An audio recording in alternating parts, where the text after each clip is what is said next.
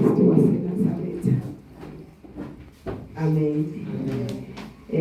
Kunabathi Yesu Kristu ndimambo abasezini.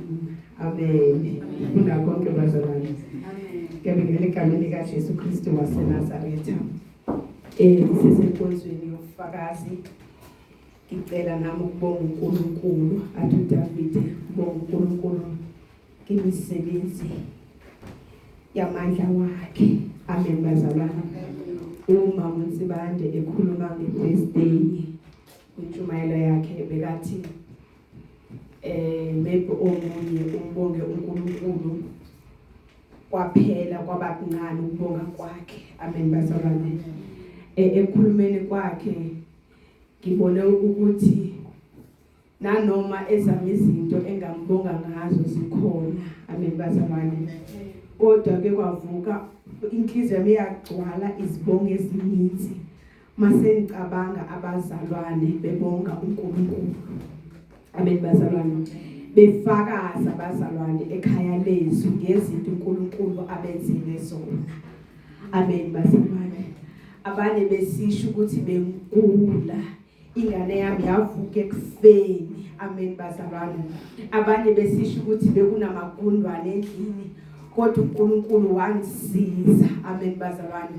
Manje inhliziyo yami bazalwane yagcwala ngathi uNkulunkulu ngiyakubonga ukuthi konke amagama baphakamisa igama lakho. Amen bazalwane.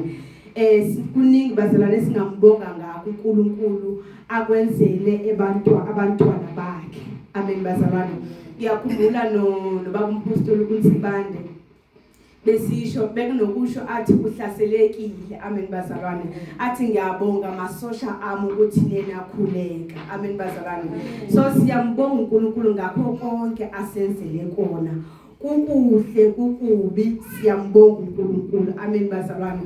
Bekunobhubhane wepoison ubuqeda ingane kodwa angaze ngizwe ekhaya kusho ukuthi kunengane ibulewe ipoison. Amen bazalwane. uNkulunkulu uye wafihla nezingane zethu. Amen bazalwane. Kusho ukuthi uNkulunkulu soloko ekhona enathi. Amen bazalwane. Soloko ekhona ehamba nathi engasishiyanga endleleni yonke. Amen bazalwane. Siyambonga uNkulunkulu nangabaholi asiphe bona. Amen bazalwane. Intobeko enkulu elithizwa uNkulunkulu nanoma yena uNkulunkulu ephezulu kodwa uyakwazi ukuthi eze phansi. Amen bazalwane. Siyamdumisa uNkulunkulu ngemisebenzi yamandla akhe. Amen bazalwane. Ngizocela ukukhulekela ubufakazi egameni likaJesu Kristu. Amen. Baba umsindisi wethu sesimazi uJesu Kristu inkosi. Sela ukubuza abazalwane nababani sisize ngababa ubonga sipho.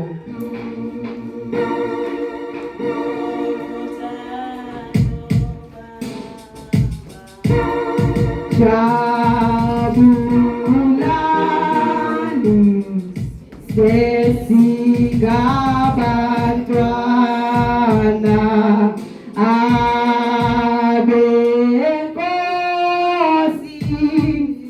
sesinofakazi